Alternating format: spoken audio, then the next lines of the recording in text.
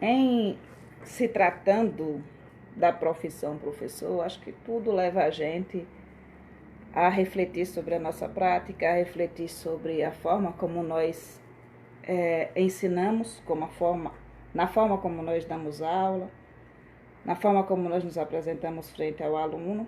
E quando se trata de professor de educação infantil, a gente reflete constantemente sobre a criança, como ela se desenvolve, como ela aprende. Então, as vivências do dia a dia vão trazendo para a gente aí certos olhares que muitas vezes a gente não tinha. Eu estava agora há pouco passando por uma situação muito interessante aqui, não com a criança, mas com um bichinho. Um bichinho que não sabe sair da casa, mas não sabe entrar na casa.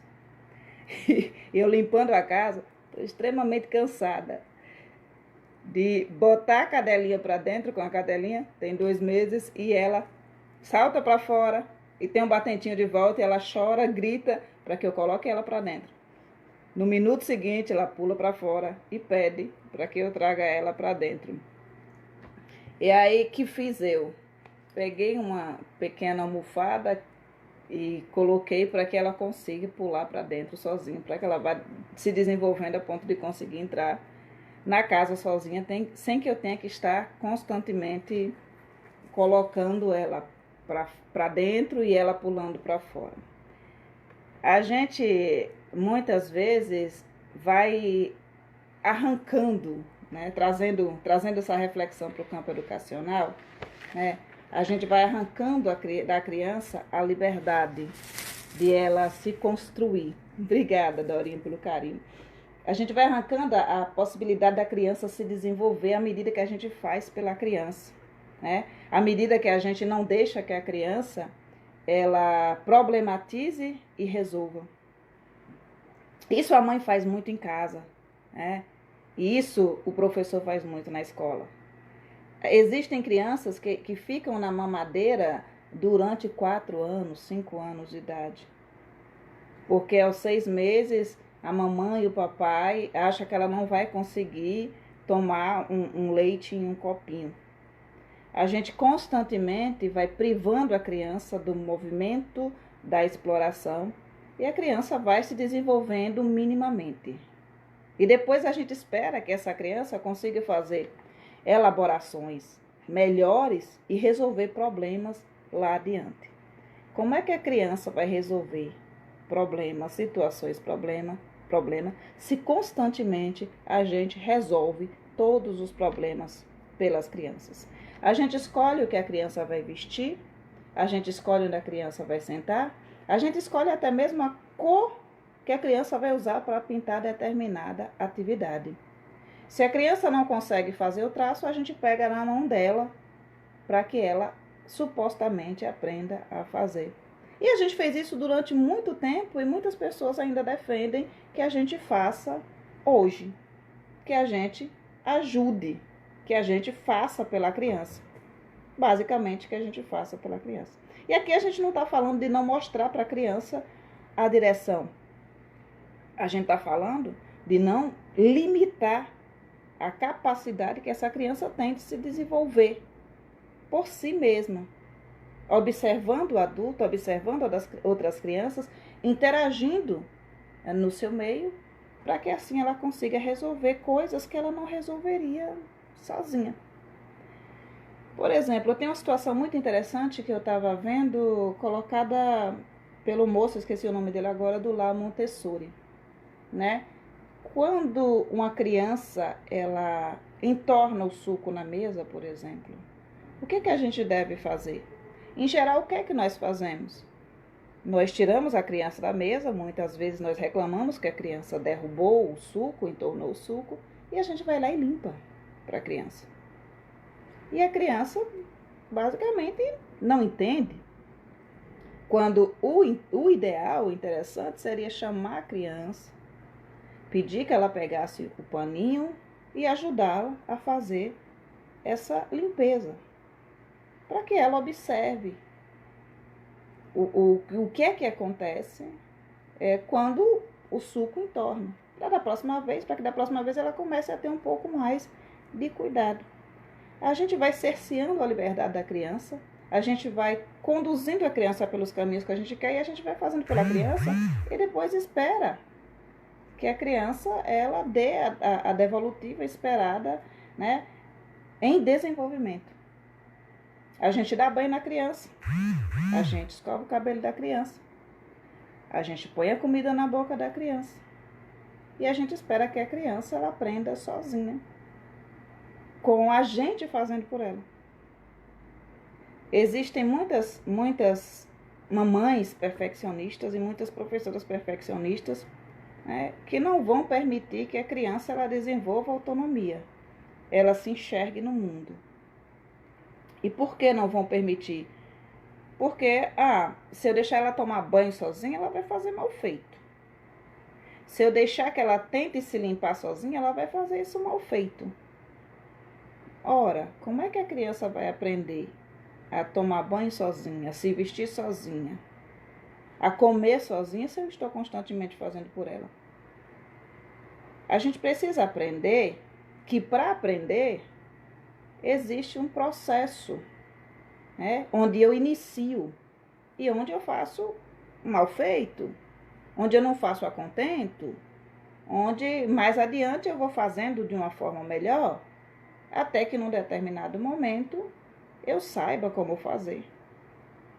Eu tenha desenvolvido a habilidade e a competência de tomar um banho sozinha e tomar um banho bem tomado, de lavar atrás das orelhas, né? De lavar o pezinho, de lavar o ouvido.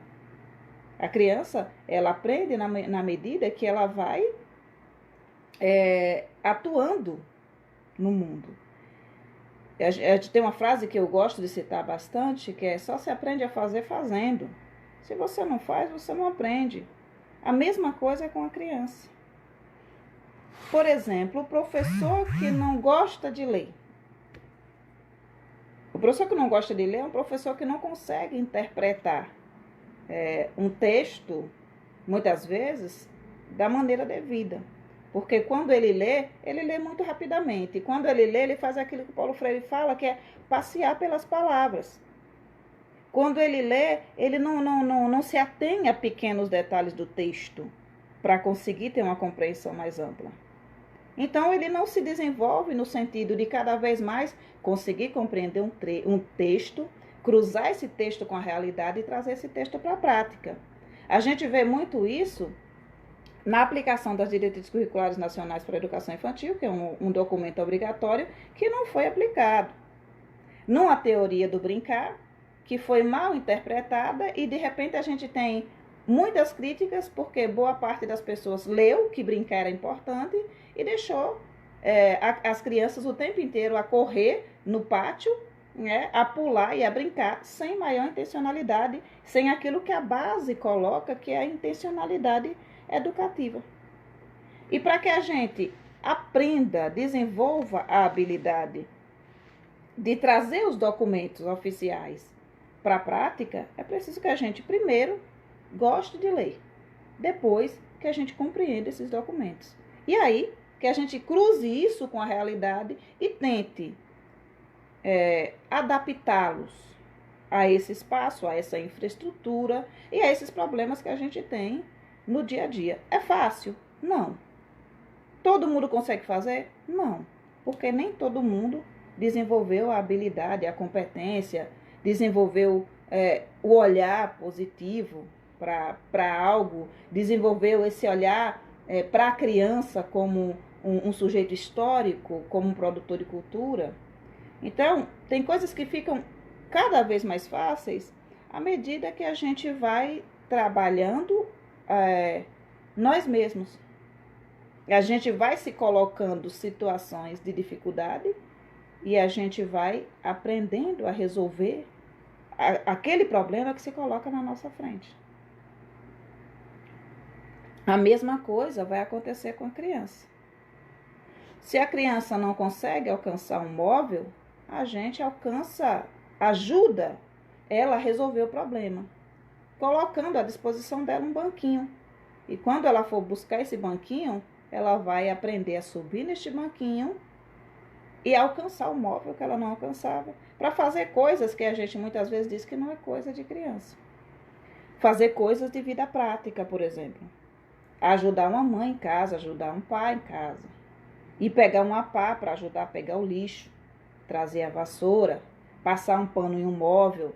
Coisas pequenas que as crianças precisam aprender desde muito cedo a fazer, porque assim também elas estão se desenvolvendo. E estão se desenvolvendo aprendendo que a limpeza do lar é algo que todos precisam fazer. A manutenção do lar não deve ser feita apenas por uma pessoa na casa, que é a mamãe ou que é o papai, que ela precisa auxiliar. E não é simplesmente de ela pegar o brinquedo dela do chão só porque ela colocou o brinquedo no chão. Porque ela não usa só o brinquedo.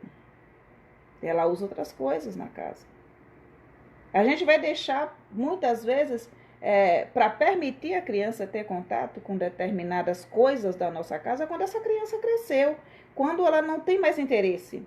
Então, constantemente ela vai tendo interesse por muitas coisas e fica totalmente desinteressada de ajudar a fazer qualquer coisa em casa, de auxiliar a família em qualquer coisa. Porque não é importante para ela. Não se fez importante. Mamãe vai fazer um bolo e no lugar de pedir o auxílio da criança para fazer esse bolo, e criança adora ajudar a fazer bolo, adora estar na cozinha para fazer as receitinhas com a mãe, em lugar de trazer a criança para isso, senta a criança na frente da TV, coloca um celular na mão da criança e pronto, acabou. Deixa a criança lá na TV e no celular e fica fazendo bolo sozinha na cozinha. Porque cozinha não é lugar de criança, como se cozinha não fosse lugar de criança. Cozinha é também lugar de criança. Tendo os devidos cuidados, a cozinha é, inclusive a cozinha da escola. A gente trouxe lá no site uma proposta de vivência de acordo com a base, pegando aí o gancho dessa onda de pesadelo na cozinha, que está muito famosa na rede social, que se fala muito disso, e a gente trouxe essa possibilidade de termos uma vivência, né, de pesadelo na cozinha, que a gente chama mais de sonho na cozinha, que é a criança explorando esse espaço, que é um espaço muito rico, né, e que dá para a gente fazer inúmeras atividades, dependendo, obviamente, do tamanho da cozinha da sua escola, e se dá para que a gente faça lá, porque a cozinha que a gente tem numa das escolas aqui é isso aqui. Mal cabe a merendeira, né? Então, a gente precisa entender isso. Como é que a gente vai conseguir que uma criança se desenvolva se a gente não permite, né, que essa criança ela atue no mundo, ela faça alguma coisa? Um dos objetivos aqui do campo de experiência, o eu, o outro e o nós, é agir de maneira independente com confiança em suas capacidades. Agir de maneira independente com confiança em suas capacidades, reconhecendo suas conquistas e limitações. Como é que a criança ela vai reconhecer que conquistou algo se eu estou constantemente conquistando por ela? Como é que ela vai entender as limitações se eu estou constantemente fazendo por ela e ela não entende? Ela acha que é assim, porque todo mundo faz por mim.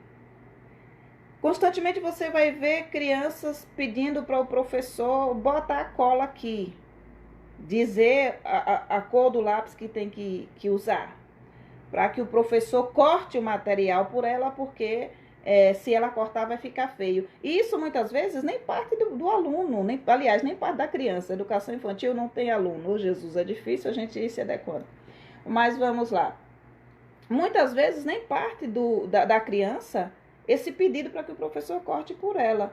O professor, ele atua frente à criança para mostrar um trabalho bonito para a família, para mostrar um trabalho bonito para os pais. Então, tem muitos professores que não deixam a criança sequer usar a tesoura sem ponta. E não é por medo da criança se cortar.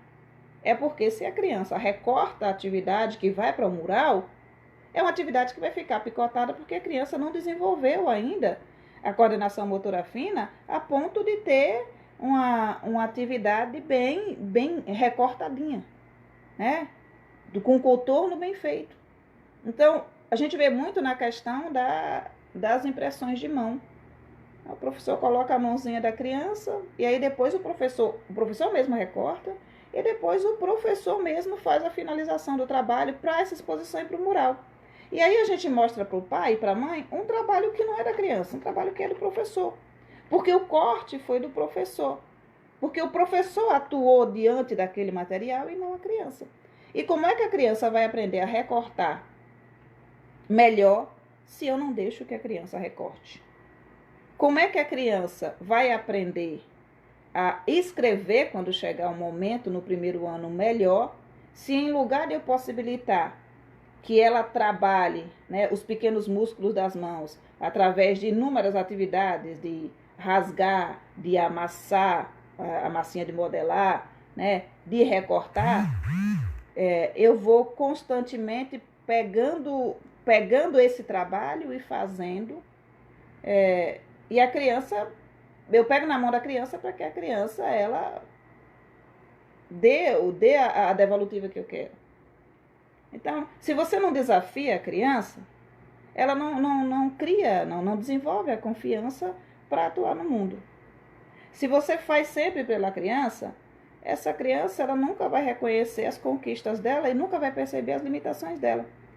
Por isso que muitas vezes a gente escolhe, por exemplo, em casa, afastar a criança da cozinha, por exemplo.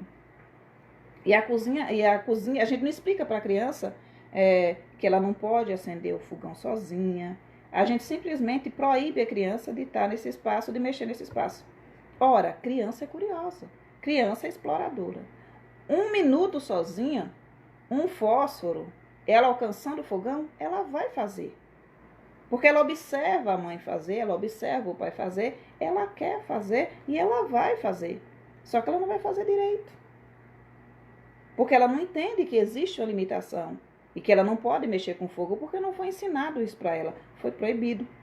Então é muito mais simples eu trazer a criança para o espaço da cozinha, colocar um banquinho perto da bancada ou da mesa, mostrar para ela o que pode ser feito por ela nesse momento e onde ela não pode mexer. Por exemplo, você não pode abrir o forno e acender o forno. Você não pode abrir o forno na hora que esse forno está ligado, né? Você não pode encostar aqui porque aqui está quente.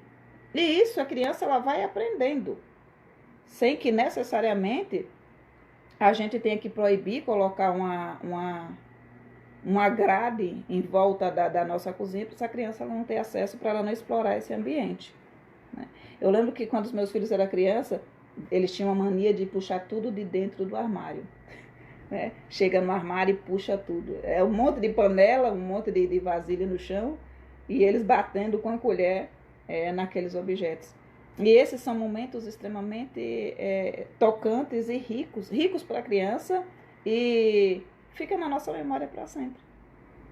E são momentos muito felizes, que a gente muitas vezes perde colocando a criança na frente do celular, sentada ou sentada na frente da TV. E aí mais tarde a gente reclama que a criança só fica no celular e na TV.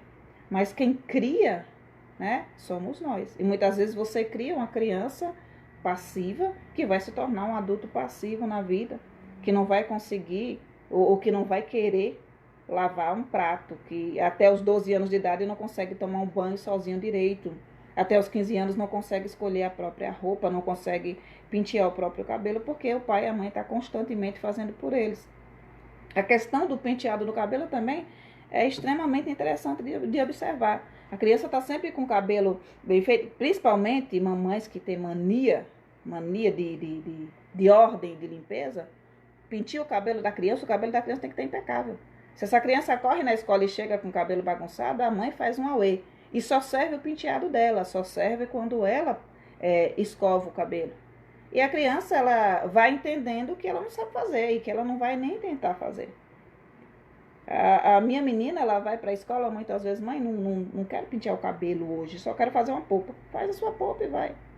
Porque eu acho que quando a gente se preocupa muito com o fato de que, o que é que vão falar na escola, que você não penteia o cabelo do seu filho, que você não arruma o seu filho, você passa muito tempo brigando com a criança e puxando o cabelo da criança, como eu vejo mães penteando o cabelo da criança e xingando. Ah, que cabelo ruim, que cabelo terrível. Além de estar quebrando a possibilidade da criança aprender a fazer algo, se desenvolver para fazer algo, está destruindo a autoestima da criança. Cabelo ruim, que cabelo que dá trabalho. constantemente fazendo aquilo com ódio. Está dando no banho da criança e está reclamando de dar banho na criança, mas só serve o banho que ela dá. Então, à medida que a gente não permite que a criança ela tenha liberdade para atuar, para cuidar de si mesma, para se comunicar, para demonstrar interesse pelo que o adulto faz, pelo que a outra criança faz, à medida que a gente está o tempo inteiro tolhindo a criança, o direito dela de ir e vir, e de conhecer o próprio corpo, de cuidar do próprio corpo, a gente arranca algo da criança que, sabe, é muito importante e que não pode de forma nenhuma ser arrancado. Então, em lugar de você muitas vezes estar se estressando 100 vezes, porque é você que tem que dar o banho, é você que tem que escovar o cabelo, deixa a criança agir, deixa ela alcançar essa autonomia. Às vezes a gente citando o exemplo da cachorrinha lá no início, né? As 100 vezes que eu coloquei ela de volta para dentro de casa, ela descendo do batente e eu colocando ela para dentro de casa, as 100 vezes que eu coloquei ela de volta para dentro de casa, vai se transformar em 0 vezes no momento que ela conseguir, né? Entender que dá para subir pela almofadinha que eu coloquei, né? E ela já entendeu como ela aprendeu a descer. Como ela aprendeu a pular do sofá, porque viu que agora dá para pular do sofá, mas não dá para pular da cama, e da cama ela chora e pede ajuda. Então, assim, à medida que a criança ela vai agindo no mundo, ela vai desenvolvendo habilidades, o trabalho da mãe, o trabalho do professor, ele vai sendo reduzido, vai sendo diminuído.